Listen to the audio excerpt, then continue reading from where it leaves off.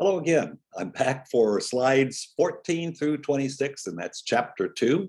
And let me go to sharing the screen. And here we go. We're already on 14. I'm going to enlarge it, and we are set. So we have sort of taken a little trip through the brain, gotten all the high points, and you know about the cerebrum, but we're going to now look at the surface of the cerebrum and the lobes of the cerebrum or cerebral hemisphere. I'm probably mostly going to use the term cerebral hemispheres, but you have one cerebrum divided into two cerebral hemispheres. So mostly cerebral hemispheres kind of works, I think, better. And there are 4 lobes. Actually, there's a 5th lobe, the insula. We're not even going to get into that. We'll have a full understanding of the brain with a discussion of the four lobes. And they are the frontal lobe, parietal lobe, temporal lobe, and occipital lobe. And I'm going to show the general location of them and some sort of markers. You all know that the cerebral cortex is divided into gyri, the little sort of hills, and the sulci, the little valleys between the hills, sulci and gyri. And so we'll use some of the named bigger gyri and sulci to show some boundaries between or among these lobes. So looking first at the frontal lobe out here, and this is I should give a little orientation. This is the left side of a brain. This is the front, that's the frontal lobe. Here's the back. Here's the brainstem, and when you look at it, you see the brainstem coming off in that direction. You know it's going toward the back, and that makes this a left brain, or a left. If we're looking just at this part of it, a left cerebral hemisphere. We might as well review the things we've already been through too. Here's a cerebellum, a left half of a cerebellum. Here's a pons. Here's a medulla. Midbrain sort of buried in there. If we cut the brain in half and separate it and look at that section, which would be called a mid-sagittal section, we would see the midbrain very well, and also the even the diencephalon. So right now we're just focusing on a lateral view of the 4 lobes, and the frontal is here, and it is separated from what's behind it, the parietal, by this sulcus named the central sulcus. So there, anterior to the central sulcus, you have the frontal lobe. Posterior to the central sulcus, you have the parietal lobe. And now, so that's back here. Here's the central sulcus, behind it, parietal lobe. Here's another sulcus, only this time, instead of being called a sulcus, it's typically called the Sylvian fissure. That's I guess a bigger valley as a fissure. I don't actually think I've ever heard it referred to as the Sylvian sulcus, but it's also called the lateral fissure sometimes, the lateral or Sylvian fissure. And if you go look below it, that is the temporal lobe. And then what's left back here at the back is the occipital lobe. It's the posterior portion of the cerebral hemispheres. All right, now I think the next slide, we're looking again at the 4 lobes, but from this time from a medial view. And the way this has been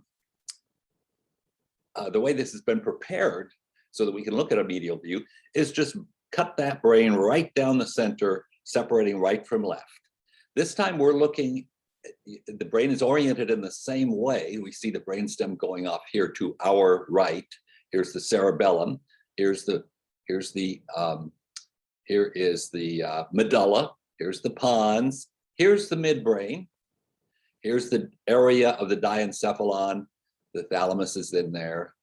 The hypothalamus is here. And now we're going to look at this area, which would be the gyri and the sulci of the 4 lobes. We can only really see 3 of them very well here. The temporal lobe is not very visible.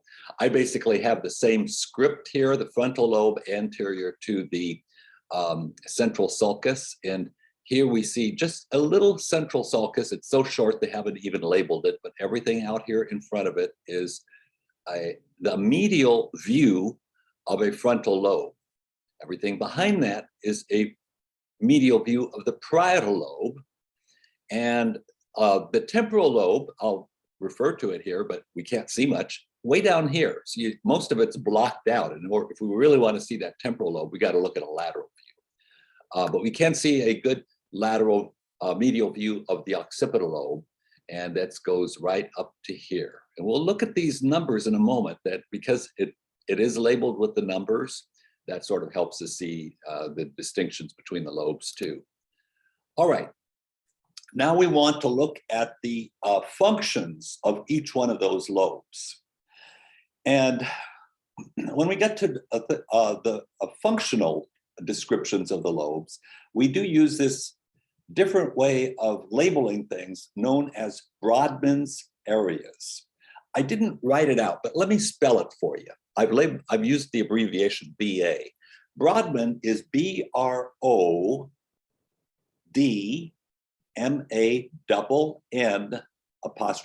Brodmann's areas. And obviously they were developed by some person named Brodmann at about 1909 was when they developed this. And he actually sort of numbered them from the, in the order that he figured out what they did. So he started with 1, 2, and 3, and here you see 1, 2, and 3. I'm going to get to 1, 2, and 3, but I kind of want to describe how he numbered them. 1, 2, and 3 are for sensation, general sensation of the body. Like in other words, if you touch your arm, something goes off, a little light or a neuron actually, in Brodmann's 1, 2, and 3 area on the opposite side of the cerebral hemisphere. So that's how the numbering system, then he went on to 4, he figured out 4 next, and 4 is the precentral gyrus. It's just in front of the central sulcus. It is part of the frontal lobe, but now that you know kind of Brodmann's areas are, and that those numbers indicate functional zones. They have some correspondence to the anatomy. I mean, sometimes the boundary between two zones happens also to be a gyrus, a sulcus, but it doesn't have to be. And so there's not a perfect overlap between gyri and sulci and Brodmann's areas. But in this case, there is. If you just look at the central sulcus, 4 is in front, 1, 2, and 3 are behind. All right, so now we've got that part down. When it comes to the frontal lobe, a lot of it has to do with initiation and organization of movement. So it's sending commands down to muscles basically to move in a certain pattern, to effect a certain operation, like pick something up or whatever it might be. And the area that actually has the neurons that go down to the last neuron out to the muscle is the primary motor area. It's also called the motor strip, and it is also the precentral gyrus. It's just in front of the central sulcus, so they call it the precentral gyrus, and it is Brodmann's area 4. So we're kind of labeling it multiple ways, every way that we could ever refer to it. The primary motor area, same as Brodmann's area 4, same as the precentral gyrus. Also, we could call it the motor strip. And it has, I'm going to point this word out, it's a very important word, a somatotopic organization, meaning there is a point-to-point connection between an area on this precentral gyrus or motor strip and an area of the body. I'm going to jump ahead a couple slides because I want to show you how that actually looks schematically.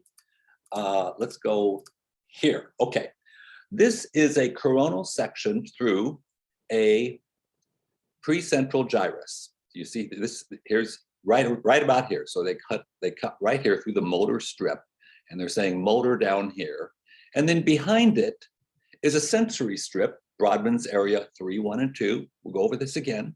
But you notice both of them have a somatotopic organization, meaning a relationship between the topography of the premotor strip and the muscles of the body, or a relationship between the topography of the body's sensory areas and this post-central gyrus, Brodmann's area 3, 1, and 2. That's so somatotopic organization.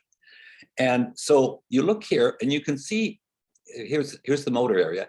Here is the representation of the lower extremity, the lower part of the body, and it's this size. Then you get up up here to the lateral convexity, or what you would see at a lateral view, and you see this precentral gyrus, and the body is about equal in representation. In other words, there doesn't seem to be a kind of a spatial disjointedness or anything, but you see the hand is really, really big. Now, what that means is you are actually devoting more of the territory of the precentral gyrus or motor strip to the operation of the muscles of the hand. And it makes sense because you have great dexterity in that hand. Then you get to the face. The facial area of the precentral gyrus or motor strip is really big. Why? Because you have a lot of dexterity of the muscles of the face in order to be able to speak. And here's a tongue, a great big tongue. So there is a representation of the body on the precentral gyrus and the sensory zones on the postcentral gyrus. It's called a somatotopic organization. And then depending upon the degree of sensitivity of that part of the body, or the degree of fine motor control of that part of the body, there will be a bigger area of representation or a smaller area of representation. All right, so now you understand what I mean by somatotopic organization of the precentral gyrus and the postcentral gyrus. And we're going to see that kind of organization repeated throughout the entire system. A lot of it, everything that we pretty much talk about in speech language pathology, when we get to neurology part of that, it involves somatotopic organization. So I believe I am back to the slide I left off with. Okay, yeah, here we are. So now you know what somatotopic organizations means. I want to make sure I'm at the same slide, am I? Yeah, here. Oh, here's the slide. Okay, actually that is slide number, in case you're mixed up. It is slide number 14. That can't be. No. Sorry about this. Make it big. I shouldn't jump around too much, should I? Because I have trouble going back to the, yeah, this is the slide. All right, and it's I was getting into this somatotopic organization. I need to jump ahead and show you. So now you know where the precentral gyrus is. It is the motor strip. It is the primary motor area. It does have this kind of organization. And then just in front of it are three Brodmann's areas that we're concerned with, and these are the secondary motor areas, also called the premotor. That should be an O, motor areas. And they are Brodmann's area 6, which is right here. See, it's in front of 4. And then 44 and 45, also in front of 4. So we've got 6 and then 44, 45. And those are secondary motor areas, meaning they're involved in the organization of patterns of movement. You know, as you practice anything, let's say piano or guitar, you know how hard you have to work to pick out one little note at first, but then eventually as you practice more and more, you don't go sort of, your brain doesn't go note by note. It goes in something much bigger than a note. Or if you're dancing, or if you're doing some kind of sports, virtually everything we do, even picking up a fork and eating it, your body has learned patterns of movement that make it much more efficient and smooth and much more automatic. Those patterns are, I'm going to use the word learned. They're learned and retained in the secondary motor area. 6 for the body, 44, 45 for the face and head area. And when you get to the secondary motor areas, there's some degree of specialization. In the primary motor area, there's not. It's just the left does the same thing as the right does. You get to the secondary motor area and there's a difference, particularly for Brodmann's area 44, 45. Both are connected, both are concerned, the right and the left are concerned with the organization of movement of this area of the body, the head, the mouth, basically. But on the left side, for most of us, you've heard the terms hemispheric specialization, our secondary motor area is specialized for speech production. And it's very easy to see this if you just look at the nature of the speech production problem with somebody who has, for example, a stroke in Brodmann's area 44, 45 on the left or in their dominant hemisphere. They do not suffer from a paralysis of the muscles. They can move the muscles, but they can't move them automatic, like they can't move them volitionally, meaning intentionally in smooth, fluent patterns. They grope, they're awkward. They may be completely unable to initiate movements intentionally or what we call volitionally, that's with a B, volitional. They can actually, a lot of them can demonstrate they can do it automatically, but not intentionally.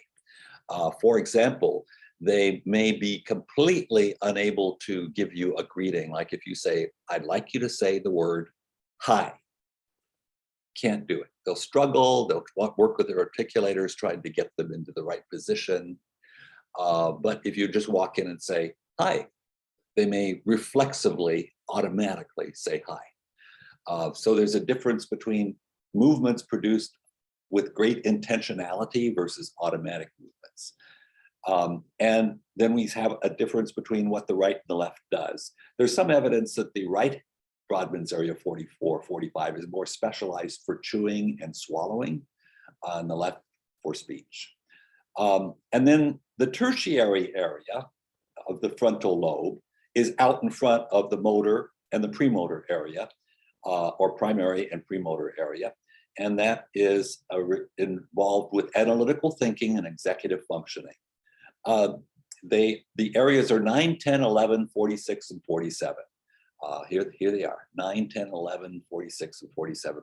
Everything out here. And there doesn't appear to be hemispheric specialization of the tertiary area of the frontal lobe. And the evidence for that is that if somebody has a stroke on, let's say, either side of the prefrontal zone of the frontal lobe, they don't have any symptoms at all. You might ask, well, how would they even know they had a stroke? They wouldn't. Such strokes are found only coincidentally. For example, sometime later, they may have another stroke that does produce symptoms. They do a CT scan of the brain, they see that new stroke, and they also see this old stroke in the prefrontal area of the brain. And they'll ask the person, well, did you know you had a stroke? Didn't know, because it's both sides do everything, and therefore you got no symptoms with a stroke on just one side. So hemispheric specialization is a hemispheric specialization. Sorry, jumping around again. Hemispheric specialization exists for the secondary zone of the frontal lobe, but not the primary and not the tertiary zone. All right. Here we go to a medial view, and we can see here primary motor area, Brodmann's area 4, everything labeled up here. And remember from when we jumped ahead and looked at the somatosensory organization, the leg was represented down here. So if somebody had a stroke on this is a right side of the brain in Brodmann's area 4 around here, they would have a paralysis or at least a weakness, a paresis of the lower extremity, the leg. And it would be on the opposite side of the body. We're going to spend a lot of time looking at the crossing of pathways. And this pathway from the motor strip down to the muscles of the body is crossed. We'll see where, and we'll study that. But for now, it's crossed, but it's not specialized. In other words, if you had a lesion on the other side, Brodmann's area 4, down here in the medial area, it would still be lower extremity, it'd just be the opposite lower extremity. In other words, the functions are the same between the two sides. There's not hemispheric specialization, but there is this crossing of neurological control. And then the secondary zone you can see is here. Here's Brodmann's area 6, and that's for organized movements of the lower extremity. And the tertiary zone, well, I don't know why we don't have it here, because there is a tertiary zone that you can see on a medial view, and it's this area out here, Brodmann's area 9, 10, and 11. It's not, they don't label it here though, for whatever reason. think maybe it just wasn't the point of that particular slide. Okay, now let's look at the parietal lobe. Again, we'll look at lateral view first and then the medial view. And this is primarily involved with somatosensation or somasthetic functions. Now, what's a somasthetic function? It has something to do with the perception and processing of pain, temperature, touch, proprioception, which is position, and kinesia, which is the perception of movement. So that is somasthetic function. That group of more refined functions: pain, temperature, touch, proprioception, and kinesia.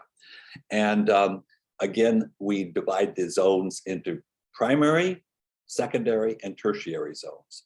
The primary somatosensory area is Brodmann's area 1, 2, and 3, the area that Brodmann first figured out. He understood that they were involved in somasthetic functions, and that there was a somatosensory organization to it, as we already looked at that. And then the secondary zones are behind that, Brodmann's area 5 and 7, and that has to do with perception. So yeah, first, Brodmann's area 1, 2, and 3 gets the information, and then Brodmann's area 5 and 7 interprets the information to, for example, go beyond something like, I feel something cold, to I feel a cup, a china cup, or whatever it is. The way you'd actually test it is you would put an object in a paper bag and have somebody stick their hand in the bag and feel around for the object and tell you what it is.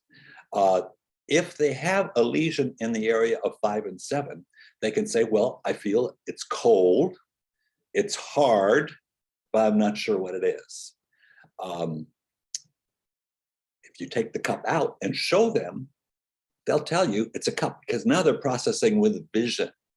Their visual system is intact. That's back here in the occipital lobe, as we'll see. But they're having trouble interpreting or perceiving somasthetic information in order to understand it at a deeper level.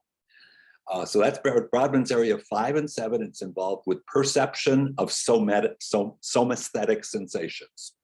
The tertiary zone, which is Brodmann's area 39 and 40, it's right here, is involved in language processing, if you're talking about the left side, the dominant hemisphere, and spatial processing if you're talking about the right.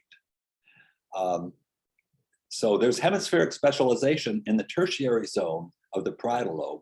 Remember when we were talking about the frontal, didn't appear to be front hemispheric specialization, or at least we haven't been able to identify it yet, if there is. But there certainly is for the parietal lobe. And SLPs are very involved in the assessment of both of those things, language and the functions that go along with the right hemisphere tertiary zone as well. We'll talk about some of those later in the course. All right, here's our medial view, and we do see a little bit of 1 and 2. That would be sensory functions for the lower extremity, and we see 5 and 7. Well, I don't actually see any 5, but I see 7 here, and then 39 and 40 we can't see on a medial view at all. That's strictly lateral, so that's about all we can see on this view. And there is the somatosensory organization of the primary motor and somatosensory areas. We discussed that already, so I don't think there's anything new to discuss here. And then we want to look at the temporal lobe. And again, we're going to divide that into primary and secondary zones. The tertiary zone for the temporal lobe doesn't really have one of its own. It's going to send that information to 39 and 40, and where the language processing will be done on the left side and the spatial processing will be done on the right. But let's look at the primary and secondary areas. Primary area of the temporal lobe is Brodmann's area 41 and 42, right here. And it has, it's also called Heschel's gyrus, by the way. And so they're pretty much overlapped. The Heschel's gyrus is pretty much the same thing as Brodmann's area 41, 42. Remember I said you don't always have a perfect correlation between a named gyrus and a Brodmann's area, but sometimes real close, and this is one case. It has a tonotopic organization, and that's sort of, it's the same thing as a somatotopic organization, but it has to do with sound, so they call it tono, for tone, tonotopic. It basically, if you could watch somebody listening to the performance of a pitch scale, you know, just going from the lower note to the next one, to the next one, to the next one, and watch the neurons light up as they get stimulated on Heschel's gyrus, you would see the lighting up of the neurons as they get stimulated, going from one side across the length, and that's the tonotopic. Neurons are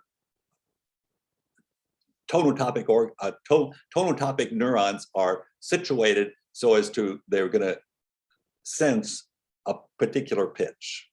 And so hopefully that is an explanation that makes sense to you. Then surrounding that is Brodmann's area 22. Here's 41, 42, here's 22. And 22 is responsible for the further processing of sound into something that is going to be perceived as a particular phoneme, for example, or a particular word that's been experienced before, not necessarily understood, but it's going to be perceived. And that area is called Wernicke's on the left side, or the dominant side, because it's specialized for the processing of phonology and also for grammar.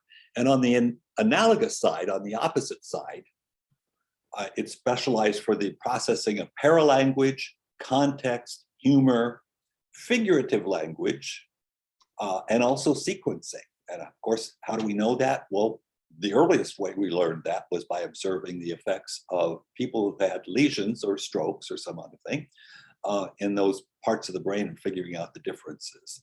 And this is very much part of what SLPs do, both of these areas.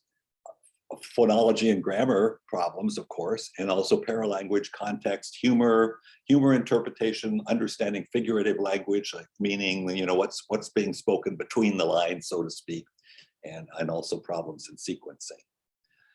All right. Now let's go to the occipital lobe, the final lobe, and that is divided into primary and secondary zones too. Here on the lateral view, we can see Brodmann's area 17 way back here at the back, and that has a somatotopic organization. Each of the visual fields projects to that area, and they project in an opposite side. Now, what is a visual field? Basically, your visual field, you could divide it in various ways, but the simplest way to divide your visual field is right versus left. And essentially, here's the way it works. If you just look at a point, just look at something right in front of you, a particular point, and focus on it, everything to the right of that point, if you could just draw a vertical line through that point, everything that's coming to your retina from the right side is going to your left, Brodmann's area 17. Everything from the left side is going to your right, Brodmann's area 17. Now that's just right and left, but you can divide it further down to a very, something very, very precise. For example, let's just say you take a certain pattern of lights and they look like a number 3. A number 3 in your right visual field. You go to the Brodmann's area 17 on the left, and if you could see that pattern being played out as lighting up of neurons, you'd see a 3 on the neurons of the Brodmann's area 17, excuse me, on the left. So that's a projection of every point on your retina to a point on the opposite primary visual area, Brodmann's area 17. That is a somatotopic organization again. So we're going to see it a lot here. The secondary visual area is Brodmann's area 18 and 19.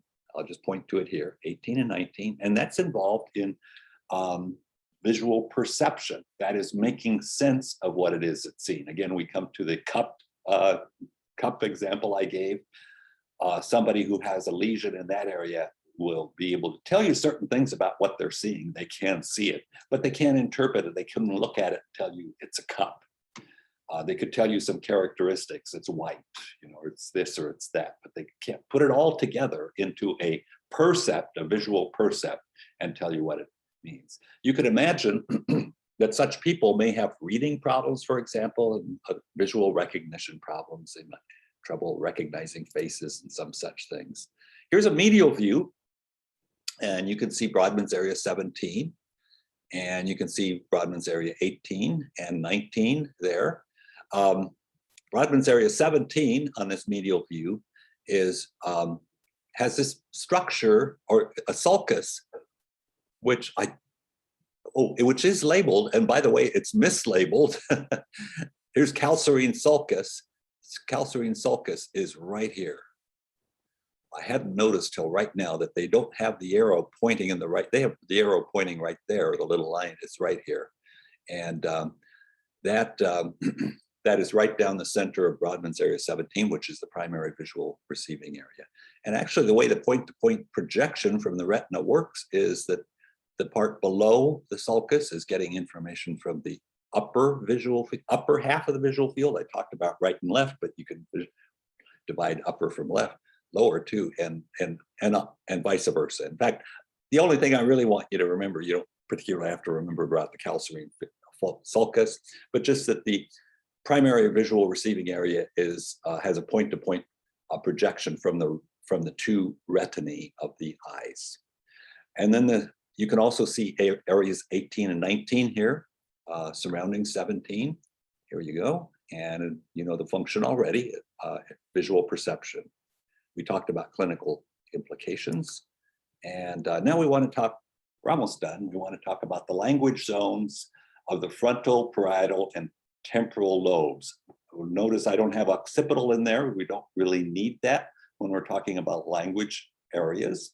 And there are two principal language areas. Broca's area in the front, in the frontal, that's Brodmann's area 44, 45, and Wernicke's area in the back.